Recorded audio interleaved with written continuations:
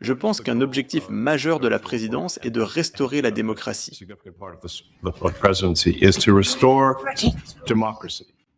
On pourrait se demander, sommes-nous vraiment en démocratie?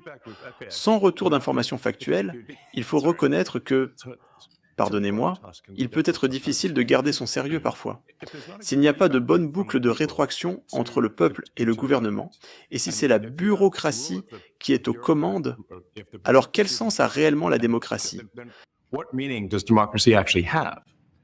Si le peuple ne peut pas voter et voir sa volonté mise en œuvre par ses représentants élus, le président, le Sénat et la Chambre, alors nous ne vivons pas en démocratie. Nous vivons dans une bureaucratie. Il est donc crucial que nous rétablissions cette boucle de rétroaction et que les représentants élus du peuple, le président, la Chambre et le Sénat, prennent les décisions, au lieu d'avoir une vaste bureaucratie non élue. Ce n'est pas dire qu'il n'y a pas de bonnes personnes dans la bureaucratie fédérale, mais elle ne peut pas être autonome. Elle doit être au service du peuple. C'est tout l'enjeu d'une démocratie. Si vous demandiez aux pères fondateurs ce qu'ils pensent de la situation actuelle, avec cette branche non élue et anticonstitutionnelle du gouvernement qu'est la bureaucratie, qui a souvent plus de pouvoir que n'importe quel représentant élu,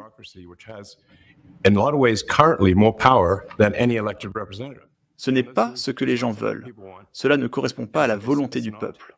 Nous devons corriger cela. Nous devons également nous attaquer au déficit. Avec un déficit de 2 billions de dollars, si nous ne faisons rien, le pays fera faillite. Il est vraiment stupéfiant que la réduction des dépenses fédérales soit considérée comme optionnelle. C'est essentiel pour que l'Amérique reste solvable. C'est essentiel pour que l'Amérique ait les ressources nécessaires pour servir ses citoyens au lieu de simplement rembourser d'énormes dettes. Pourriez-vous mentionner certaines des découvertes de votre équipe, notamment concernant cette femme qui est partie avec environ 30 millions? Eh bien, nous trouvons plutôt étrange qu'il y ait pas mal de gens dans la bureaucratie qui ont officiellement un salaire de quelques centaines de milliers de dollars, mais qui parviennent mystérieusement à accumuler des dizaines de millions de dollars de patrimoine pendant leur mandat. C'est ce qui s'est passé à l'USAID. Nous nous demandons d'où vient cet argent. Peut-être sont-ils très doués en investissement, mais il semble qu'ils s'enrichissent mystérieusement. Nous ne savons pas pourquoi. La réalité est qu'ils s'enrichissent aux dépens des contribuables. C'est la vérité. Si vous regardez le Trésor, par exemple, des contrôles de base qui devraient être en place dans n'importe quelle entreprise, comme s'assurer que chaque paiement a un code de catégorisation, qu'il y a un champ de commentaires qui décrit le paiement, et que si un paiement est sur la liste des interdictions, on ne le fait pas. Aucune de ces choses n'est vraie actuellement. La raison pour laquelle les départements ne peuvent pas passer les audits est que les paiements n'ont pas de code de catégorisation. C'est comme si des chèques en blanc sortaient en masse du bâtiment. On ne peut pas réconcilier des chèques en blanc. Les champs de commentaires sont aussi vides, donc on ne sait pas pourquoi le paiement a été fait. Et puis nous avons cette liste à ne pas payer, vraiment absurde, où il peut falloir jusqu'à 1 an avant qu'une organisation y soit inscrite. Nous parlons d'organisations terroristes, de fraudeurs connus, de gaspillage avéré, de choses qui ne correspondent à aucune affectation du Congrès. Cela peut prendre jusqu'à 1 an pour être mis sur la liste. Et même ce qui est sur la liste n'est pas utilisé. C'est ahurissant. Ce dont nous parlons ici, c'est simplement d'ajouter des contrôles de bon sens qui devraient être présents, mais qui ne l'ont pas été. On pourrait se demander comment une telle situation a pu survenir. Cela semble fou, quand on comprend que tout est orienté vers la minimisation des plaintes. Alors on comprend les motivations. Si les gens reçoivent de l'argent, ils ne se plaignent pas, évidemment. Mais s'ils n'en reçoivent pas, ils se plaignent. Et les fraudeurs sont ceux qui se plaignent le plus fort et le plus vite. Quand on comprend cela, on comprend pourquoi ils approuvent tous les paiements au Trésor. Parce que si vous approuvez tous les paiements, vous n'avez pas de plainte. Mais maintenant, nous disons que non. En fait, nous allons tous nous plaindre. Si l'argent est mal dépensé, si vos impôts ne sont pas utilisés de manière sensée et économe, ce n'est pas acceptable. Vos impôts doivent être dépensés de façon réfléchie. Ce n'est pas draconien ou radical, je pense. Il s'agit simplement de regarder chacune de ces dépenses et de se demander, est-ce vraiment dans l'intérêt des gens? Si oui, c'est approuvé. Sinon, nous devrions y réfléchir. Et il y a des choses folles, comme un examen rapide de la sécurité sociale, où l'on trouve des gens qui auraient 150 ans. Connaissez-vous quelqu'un qui a 150 ans? Moi non. Il devrait être dans le livre Guinness des records. Il rate une belle occasion. Vous savez, dans ce cas, je pense qu'ils sont probablement morts, ou alors ils devraient être très célèbres. Il y a aussi beaucoup de versements de la sécurité sociale, sans aucune information d'identification. Pourquoi n'y a-t-il pas d'information d'identification? Évidemment, nous voulons nous assurer que les personnes qui méritent de recevoir la sécurité sociale la reçoivent, et qu'elles la reçoivent rapidement et correctement. Une autre chose folle, nous ne cherchons pas à redimensionner la bureaucratie fédérale, mais il est clair qu'il faut des gens qui travaillent pour le gouvernement fédéral, mais pas autant qu'actuellement.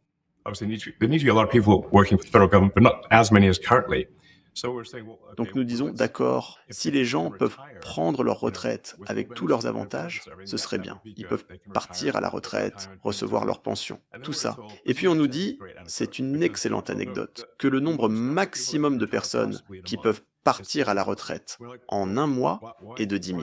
Nous demandons pourquoi. Eh bien, parce que tous les documents de retraite sont traités manuellement sur papier. C'est calculé manuellement, puis écrit sur une feuille de papier. Ensuite, ça descend dans une mine. On leur demande, comment ça une mine? Oui, il y a une mine de calcaire où nous stockons tous les documents de retraite. Quand vous regardez une photo de cette mine, nous posterons des photos plus tard. Elle ressemble à quelque chose des années 50, parce qu'elle a été mise en service en 1955. C'est comme un voyage dans le temps. Et le facteur limitant et la vitesse à laquelle l'ascenseur du puits de mine peut se déplacer, c'est ce qui détermine combien de personnes peuvent partir à la retraite du gouvernement fédéral. Et l'ascenseur tombe en panne parfois, et alors personne ne peut partir à la retraite. N'est-ce pas fou? Il y a environ 1000 personnes qui travaillent là-dessus. Je pense que si nous prenons ces gens et leur disons, au lieu de travailler dans un puits de mine et de transporter des enveloppes Manila vers des boîtes dans une mine, vous pouvez faire pratiquement n'importe quoi d'autre. Vous contribueriez aux biens et services des États-Unis de manière plus utile. Donc voilà un exemple. Au niveau général, si on veut augmenter la prospérité, il faut faire passer les gens de rôles à productivité faible ou négative à des rôles à haute productivité. Et ainsi augmenter la production totale de biens et services, ce qui signifie qu'un niveau de vie plus élevé est disponible pour tous. C'est l'objectif réel. Vous avez des détracteurs, Monsieur Musk, en particulier chez les démocrates. J'ai des détracteurs, je n'y crois pas. On dit que vous orchestrez une prise de contrôle hostile du gouvernement et que vous le faites de manière non transparente. Quelle était votre réponse à cette critique? Eh bien, tout d'abord, on ne pourrait pas avoir un mandat plus fort du public. Le public a voté, nous avons une majorité du vote public pour le président Trump. Gagner la Chambre, gagner le Sénat. Les gens ont voté pour une réforme majeure du gouvernement. Il ne devrait y avoir aucun doute à ce sujet. C'était dans la campagne. Le président en a parlé à chaque rassemblement. Les gens ont voté pour une réforme majeure du gouvernement. Et c'est ce qu'ils vont obtenir. Souvent, les gens n'obtiennent pas ce pour quoi ils ont voté. Mais dans cette présidence, ils vont l'obtenir. C'est ça la démocratie. Monsieur Musk, la Maison-Blanche dit que vous identifierez et vous récuserez de tout conflit d'intérêts que vous pourriez avoir. Est-ce que cela signifie que vous vous contrôlez vous-même? Quels sont les contrôles et équilibres en place pour garantir la responsabilité et la transparence? En fait, nous essayons d'être aussi transparents que possible. Nous publions nos actions sur le compte Doge sur X et sur le site web Doge. Toutes nos actions sont maximalement transparentes. En fait, je ne pense pas qu'il y ait eu d'organisations plus transparentes que ces organisations. Les choses que nous faisons sont, je pense, très simples et basiques.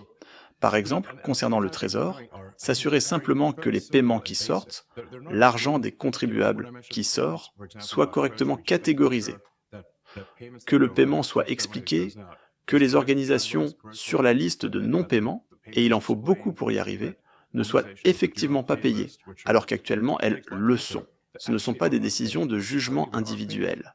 Il s'agit simplement d'avoir des contrôles et des équilibres sensés dans le système lui-même pour garantir que l'argent des contribuables soit bien dépensé. Cela n'a rien à voir avec, disons, un contrat avec une de mes entreprises. Mais s'il y a un conflit d'intérêts concernant vous-même, par exemple, vous avez reçu des milliards de dollars en contrats fédéraux, notamment avec le Pentagone. que le président vous a demandé d'examiner. Est-ce que vous vous contrôlez vous-même? Y a-t-il une forme de responsabilité, de contrôle et d'équilibre en place qui apporterait de la transparence pour le peuple américain? Eh bien, toutes nos actions sont entièrement publiques. Si vous voyez quelque chose qui vous semble être un conflit d'intérêts, les gens n'hésiteront pas à le dire. Ils le diront immédiatement, y compris vous-même.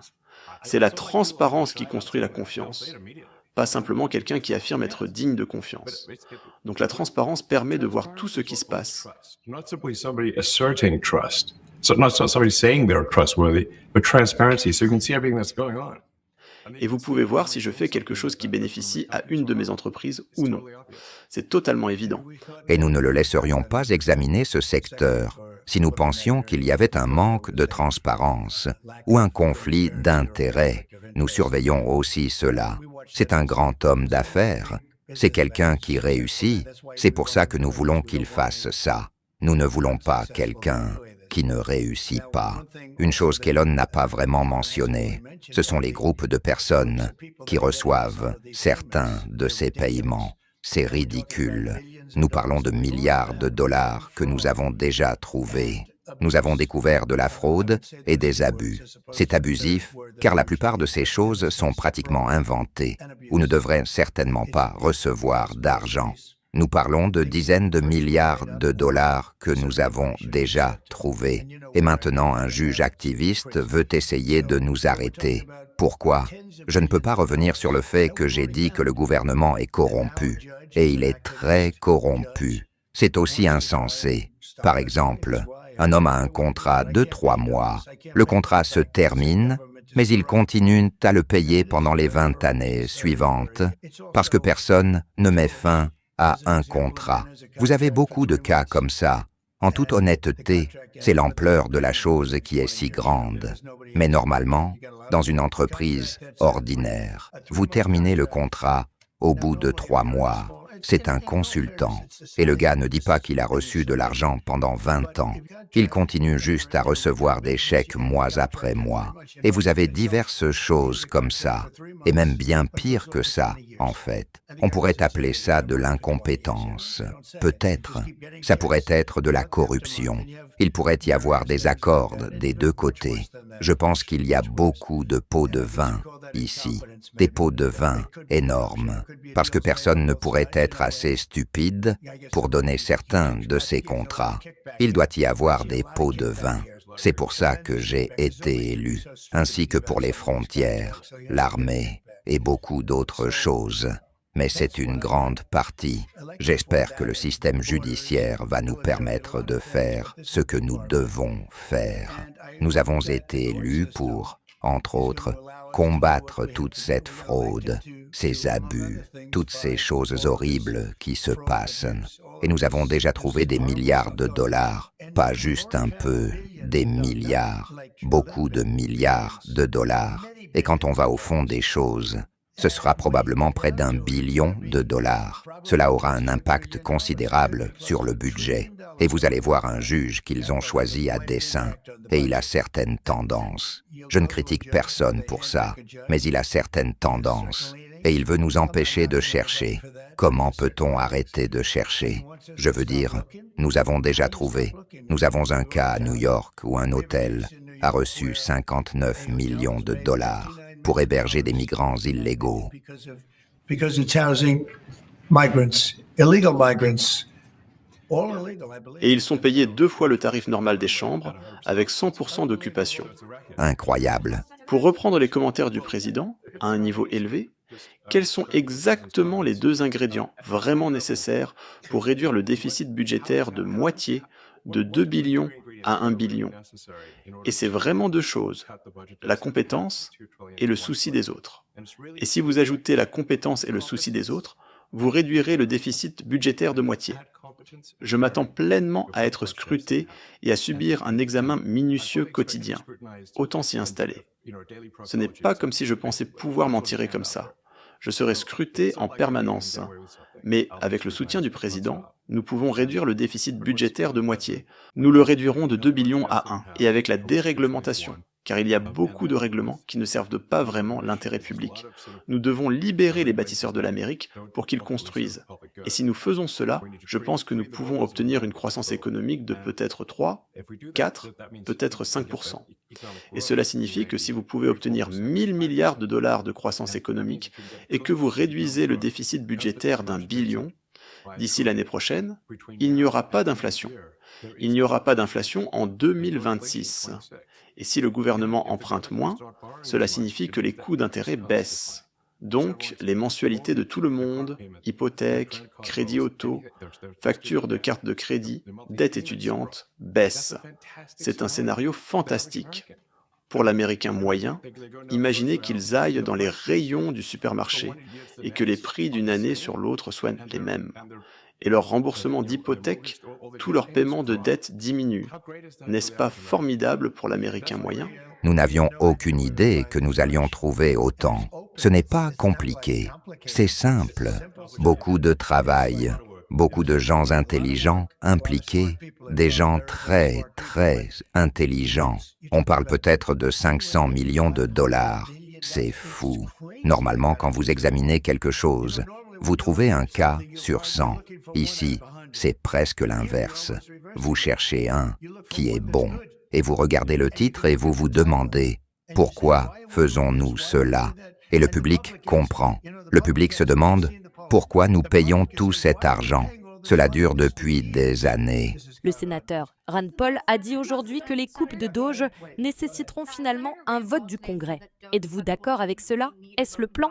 Je ne sais pas vraiment. Voici ce que je sais. Nous découvrons une fraude énorme et des abus énormes. Si j'ai besoin d'un vote du Congrès pour trouver la fraude et les abus, ça me va. Je pense que nous aurons le vote, même si certains ne voteront pas. Comment un juge peut-il vouloir nous empêcher de découvrir toute cette fraude et cette incompétence? Pourquoi cela arriverait-il? Pourquoi même le Congrès voudrait-il faire ça? Si nous avons besoin d'un vote, je pense que ce sera facile car nous avons maintenant des résultats. Nous avons déjà trouvé des milliards de dollars d'abus, d'incompétence et de corruption. Si un juge bloque une de vos politiques, une partie de votre agenda, vous y conformerez-vous? Je me conformerai aux tribunaux et ensuite je ferai appel. Mais ce qu'il a fait, c'est qu'il a ralenti l'élan. Et cela donne plus de temps aux gens malhonnêtes pour dissimuler les livres de comptes. Si une personne malhonnête se fait prendre, d'autres le voient. Et tout d'un coup, cela devient plus difficile plus tard. La réponse est que je me conforme toujours aux tribunaux. Toujours. Et nous ferons appel. Mais les appels prennent beaucoup de temps. J'espère qu'un juge, si vous allez le voir et que vous lui montrez une situation corrompue, un chèque qui doit être envoyé, mais que nous avons découvert être corrompu, voulez-vous que nous envoyions ce chèque corrompu à quelqu'un? Ou voulez-vous que nous le rendions aux contribuables? J'espère qu'un juge dirait de ne pas l'envoyer et de le rendre aux contribuables. Ce que nous découvrons, c'est qu'une grande partie de la fraude ne va même pas aux Américains. Je pense que nous pouvons tous être d'accord que s'il doit y avoir de la fraude, elle devrait au moins aller aux Américains. Mais beaucoup des réseaux de fraude qui opèrent aux États-Unis et profitent du gouvernement fédéral sont en fait des réseaux de fraude étrangers. Nous devrions arrêter là.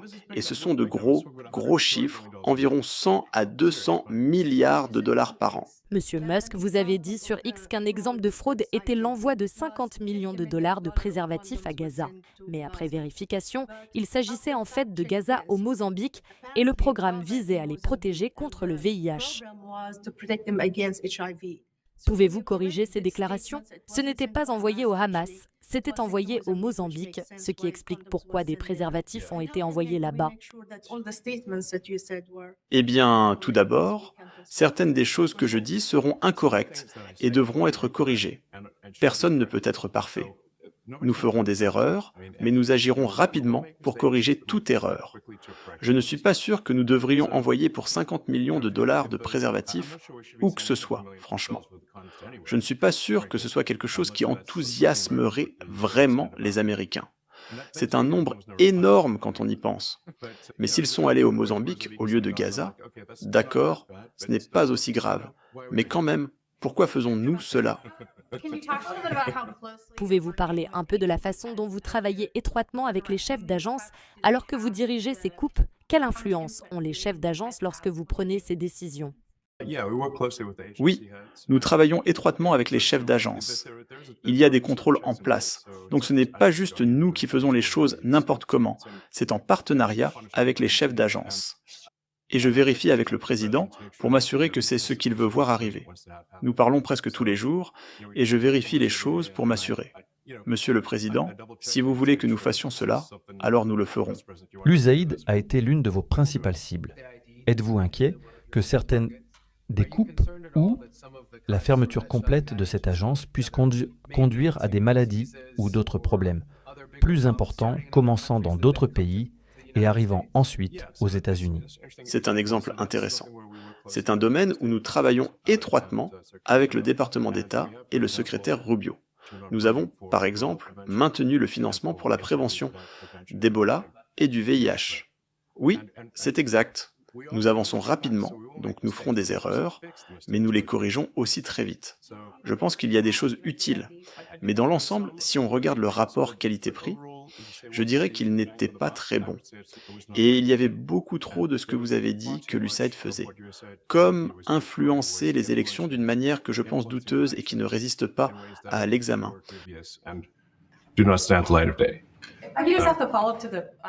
Juste pour revenir au contrat du Pentagone, si vous avez reçu des milliards de dollars de contrats du Pentagone et que le président vous demande d'examiner le département de la Défense, est-ce un conflit d'intérêts? Non, parce que vous n'avez pas à regarder le contrat individuel.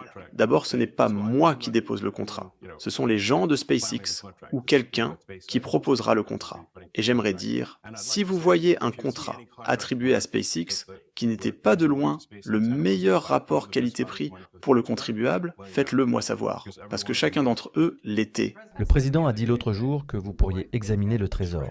Pourriez-vous expliquer cela un peu? Quel type de fraude, et cette question s'adresse à vous deux, quel type de fraude vous attendez-vous à voir ou voyez-vous actuellement dans le Trésor américain? Les choses que nous faisons avec le département du Trésor sont si basiques que vous ne pouvez pas croire qu'elles n'existent pas déjà. Par exemple, quel type de paiement est-ce? On ne peut pas simplement laisser le champ vide. Actuellement, pour beaucoup de payeurs, le champ est laissé vide. Et vous devez décrire à quoi sert le paiement, une rationalisation de base qui est aussi laissée vide. C'est pourquoi le Pentagone. Quand est-ce que le Pentagone a passé son dernier audit? Je veux dire, il y a une décennie, peut-être, jamais, vraiment. Et nous voulons juste, pour pouvoir passer les audits, avoir des informations financières qui permettent de tracer les paiements. De temps en temps, le Trésor doit mettre en pause les paiements s'il pense que le paiement va à une organisation frauduleuse, comme s'ils sont sur cette liste de « ne pas payer ». Cela signifie que c'est quelqu'un qui est comme des personnes décédées, des terroristes, des fraudeurs connus, ce genre de choses. Nous ne devrions pas les payer. Nous devrions arrêter cela. Et d'ailleurs, pour le bien du pays, j'espère que la personne qui est en charge et les autres personnes qui me rapportent et qui sont en charge sont autorisées à faire ce qui est juste, à savoir s'assurer que tout est honnête, légitime et compétent. Mais quand on regarde l'USAID, ce n'est qu'un exemple. Nous allons examiner l'armée, nous allons examiner l'éducation. Ce sont des domaines beaucoup plus importants, mais l'USAID est vraiment corrompue. Je vous le dis, elle est corrompue, elle est incompétente et vraiment corrompue. Et je ne peux pas imaginer qu'un juge dise « Eh bien, elle est peut-être corrompue, mais vous n'avez pas le droit. Vous avez été élu pour surveiller le pays et, comme on dit, rendre sa grandeur à l'Amérique. Et personne ne peut même croire cela. Nous avons découvert des montants massifs de fraude. Je pense que nous avons probablement déjà découvert bien plus de milliards de dollars. En, 2 semaines, et les chiffres vont atteindre des niveaux que vous ne croirez pas. Et comme je l'ai dit, c'est beaucoup d'incompétence et beaucoup de malhonnêteté. Nous devons l'attraper. Et la seule façon de l'attraper est de la chercher. Comment cela fonctionne-t-il? Le programme de rachat, les travailleurs fédéraux opérationnels. Nous leur donnerons de l'argent, mais ils obtiennent une bonne affaire. Ils obtiennent un gros rachat.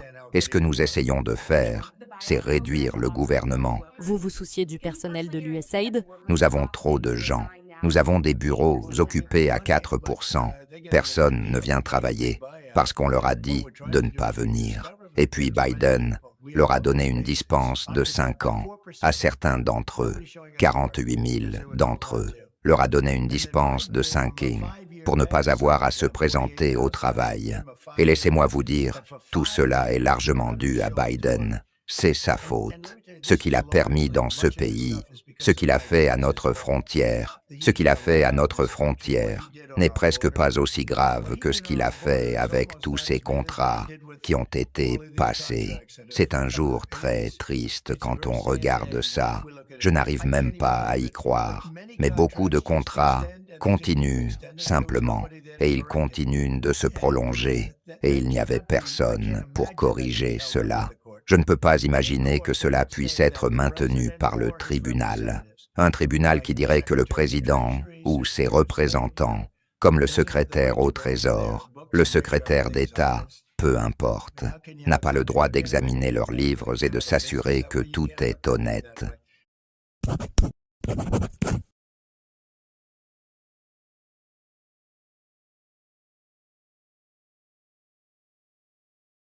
Je viens d'avoir, dit Vladimir Poutine, une conversation téléphonique longue et très productive avec le président russe. Nous avons discuté de l'Ukraine, du Moyen-Orient, de l'énergie, de l'intelligence artificielle, de la puissance du dollar et du divers autres sujets. Oui, ils ont pris 1h30, je comprends.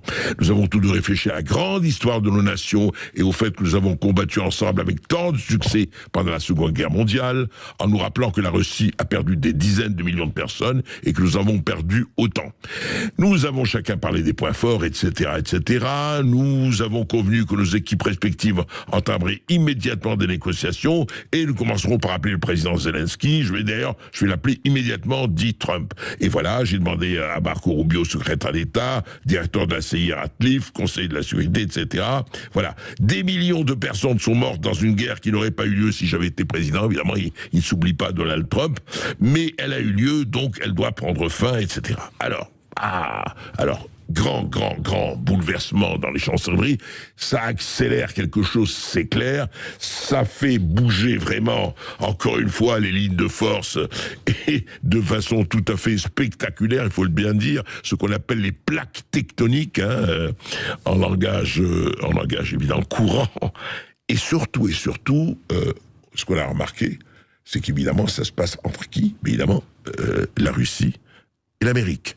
Et le Conseil de l'Europe a protesté en disant, oui, il y a une déclaration tout à fait magnifique, en disant, écoutez, on exige d'être présent à la table des négociations. Ce matin, d'ailleurs, on doit être là, mais sera-t-on là? C'est la question que l'on peut poser, notamment à Caroline Galacteros, elle est géopolitologue, on l'a reçue toujours avec plaisir, ici à cette émission à Sud Radio, elle est présidente du think tank Géopragma.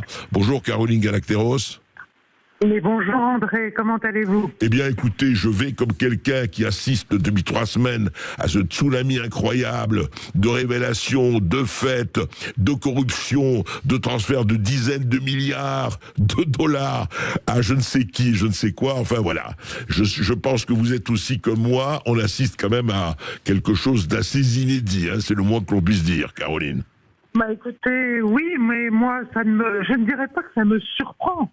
Puisque je vais avoir le triomphe modeste, mais enfin, on est enfin en train d'arriver au stade où on va prendre en compte la réalité de ce conflit, en amont et peut-être derrière le rideau sans le dire, ouais. Quand même est planté dans l'offensive de l'OTAN menée contre la Russie depuis des années. Et donc, il va falloir en tirer des conséquences parce qu'effectivement, il n'est pas de l'intérêt des États-Unis et pas non plus d'ailleurs de celui des Russes de faire durer ce massacre, même si évidemment, quand on parle des chiffres, là, Donald Trump est complètement dans le bleu, soit il est désinformé, soit il fait semblant de l'être.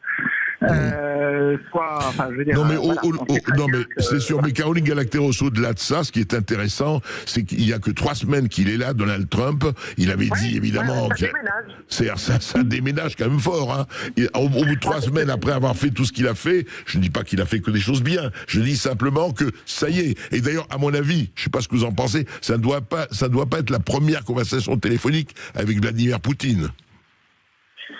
Ça, je n'en sais rien. Je pense effectivement, en toute logique, qu'il y a dû déjà y avoir peut-être, en tout cas des grosses préparations, bien sûr, de chaque côté. Maintenant, celle-là, ils la rendent publique. Ça veut dire qu'en gros, ils donnent le coup d'envoi d'un processus. Bien sûr. Et d'une remise en place au pli et au prix de Volodymyr Zelensky. Voilà. Il va avoir le choix entre une capitulation en rase campagne, plus ou moins maquillée, ou bien une marginalisation express. Alors justement, Caroline, faisons un peu l'inventaire, parce que c'est très intéressant, comme vous dites, c'est le début du processus.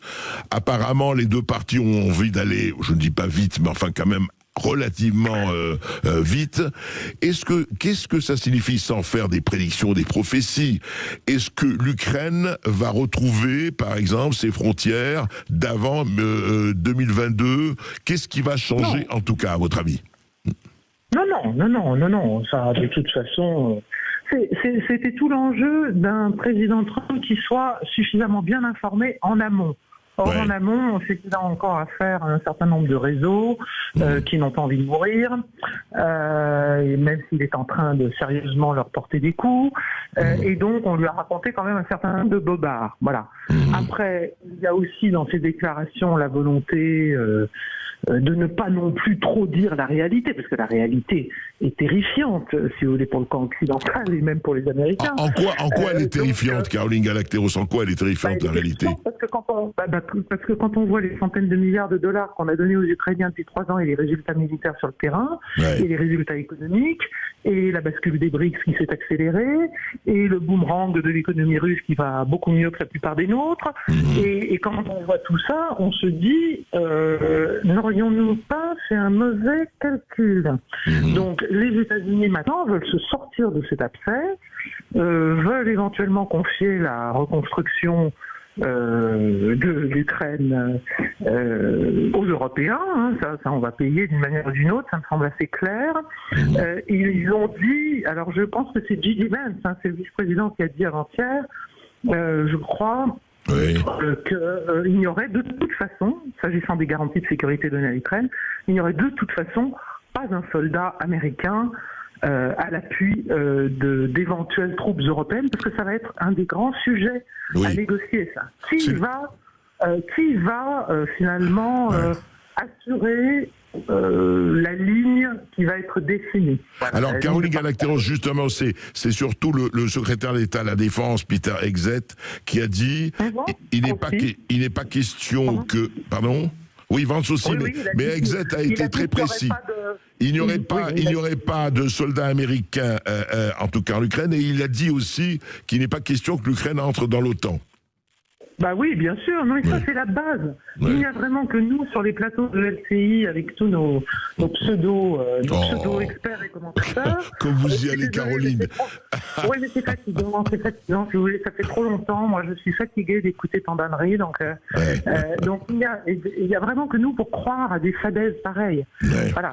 Donc l'Ukraine va retrouver la sécurité qu'elle peut encore espérer retrouver si elle retrouve sa neutralité. Si elle n'a pas de neutralité, elle ne sera évidemment... C'est la fin de sa neutralité, c'est la recherche par l'OTAN de son entrée, si vous voulez, dans l'Alliance, qui a provoqué tout ça.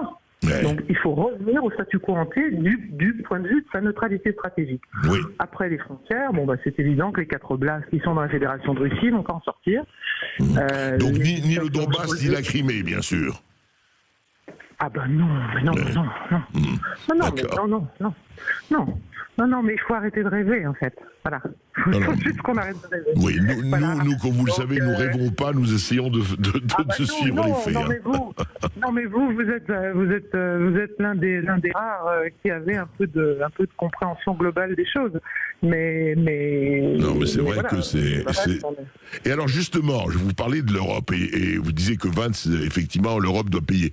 Mais dites-moi, ce qui est tout à fait assourdissant, c'est l'absence, en tout cas, c'est la perspective de l'absence de totale de l'Europe dans la négociation. Et vous avez vu que ce matin, les Européens ont protesté en disant nous voulons être à la table des négociations. Mais bien sûr, mais la servilité ne rapporte rien. Jamais. Voilà. La servilité, le jour où la roue tourne, eh ben, vous êtes les anciens petits valets dont plus personne ne veut. Ouais. Donc l'Europe, elle va être bonne pour payer la reconstruction. Voilà, c'est tout. Ah oui, c'est ça, Et les dindons de la farce, quoi. Effectivement, on va dire aux pays européens, si vous voulez envoyer des forces, que, à mon avis, Poutine aura beaucoup de mal à accepter, envoyez-les, mais sachez que du point de vue russe, elles sont menacées, et du point de vue américain, on ne viendra pas à votre secours et il n'y aura pas d'article 5 de l'OTAN qui sera activé. Ça, Exxon l'a dit aussi. Hein. Ouais. Voilà. Et c'est vrai, Caroline Galacteros, que pendant ce temps-là, sur certaines chaînes, on dit mais non, mais l'Ukraine peut encore gagner, vous savez, c'est pas fini, et bombarder la Russie, quoi. Enfin, bon. Oui, mais c'est criminel, c'est grave, c'est irresponsable, moralement, humainement. Ouais. De continuer à diffuser cette propagande, c'est absolument scandaleux, parce que pendant qu'on parle, il y a plus de 1000 soldats, entre 1000 et 1800 soldats jour ukrainiens qui meurent. Ouais. Donc il faudrait quand même savoir ce qu'on veut.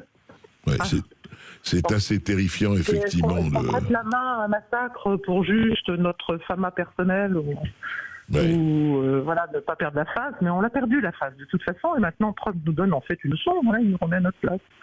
Oui, et effectivement, il fait ce qu'il avait dit. Il a dit bon on va discuter avec Poutine. Il faut discuter. D'ailleurs, lui, il a fait toute sa carrière sur les négociations, qu'on aime ou qu'on n'aime pas. Hein. Il ne s'agit pas de faire jugement moral là, mais d'essayer de voir ce qui se passait. À votre avis, ça peut aller assez vite, Caroline Galacteros, ce processus? Alors, il y a plusieurs échéances. D'abord, il y a demain. Entre demain et dimanche, il y a la conférence sur la sécurité de Munich, qui est le grand raout annuel où normalement tout le monde peut se retrouver et discuter de beaucoup. Les Russes en ont fait partie longtemps. Je ne sais pas s'il est prévu à ce stade qu'il y ait des Russes. Avant-hier, en tout cas, c'est pas le cas. Donc il va y avoir là de grands conciliabules, notamment entre Européens, pour savoir comment ils peuvent essayer de sauver une vague. Enfin, on va leur laisser une espèce de pseudo de simili-influence cosmétique. Enfin, de toute façon, voilà. C'est plaisant. Comme d'habitude. Voilà. Donc, et puis ensuite, donc il va y avoir, on est déjà presque fin février, mars, avril, et le 9 mai, à Moscou, c'est l'anniversaire, qui est le grand moment politique et historique russe annuel, l'anniversaire de la Grande Guerre, de la victoire dans la Grande Guerre patriotique. Et là, Poutine a invité Trump. Voilà. D'accord. Poutine a invité Trump. Ah, Poutine, oui, pour le 9 mai prochain, c'est ça. Oui. Mais c'est les 80 ans, c'est le grand anniversaire, c'est le 80e anniversaire, c'est ça, oui. Voilà. Mais là, ce qu'il faut comprendre, c'est que la guerre continue. Hein. Oui, bien sûr. Avec son cortège de morts et de destruction et d'avancées russes. Et en même temps, vous avez vu, oui, absolument, ukrainien et russe, tout à fait. Et puis, mais vous avez vu aussi, Caroline Galacteros, c'est ma dernière question, ce qui est intéressant en même temps, c'est que les Américains font un audit non seulement de ce qui se passe chez eux avec USA et des compagnies, mais avec ce que les Américains ont versé à Zelensky et à l'Ukraine. Il y a un audit très sérieux qui se fait là en ce moment. Très sérieux et bien sûr, les jalons pour un grand marchandage et un grand chantage qui sera imposé aux Ukrainiens et à Zelensky et sa clique sur le thème « Qu'est-ce que vous avez encore qui vaut quelque chose ?» on va vous prendre ce que BlackRock et compagnie n'ont pas encore pris. Mais ça, c'est